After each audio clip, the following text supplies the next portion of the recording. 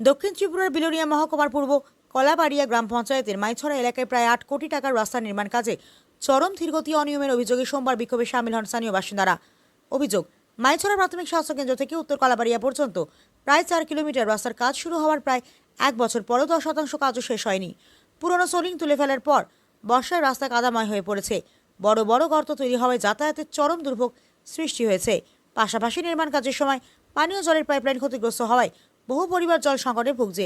বিক্ষোভের খবর পেয়ে ঘটনাস্থলে পৌঁছে মহকুমা শাসক দেবজ্যোতি রায় এলাকাবাসীর অভিযোগ শোনেন। পরে ঠিকাদারি সংস্থার প্রতিনিধিদের করা সতর্ক করে তিনি জানান, আগামী কয়েকদিনের মধ্যে কাজের গতি না বাড়ালে সংশ্লিষ্ট সংস্থার বিরুদ্ধে আইনানুগ ব্যবস্থা নেওয়া হবে। তিনি প্রশাসনের পক্ষ থেকে বিষয়টি নিবিড়ভাবে পর্যবেক্ষণের আশ্বাসও দেন। বিলোনিয়া প্রতিনিধি রিপোর্ট, প্রতিদিন ত্রিপুরা। নমস্কার।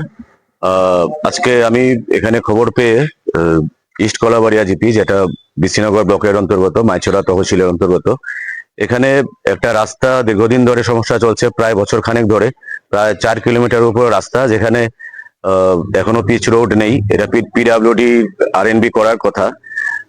টেন্ডার হয়েছিল এবং ওয়ার্ক অর্ডার হয়েছে অনেকদিন আগেই, কিন্তু এখনো পর্যন্ত কাজ শুরু হয়নি।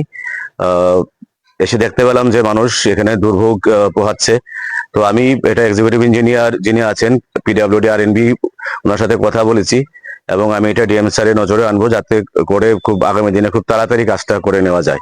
কারণ এখানে দীর্ঘদিনের এই সমস্যাটা আমাদের খুব তাড়াতাড়ি সমাধান করতে হবে।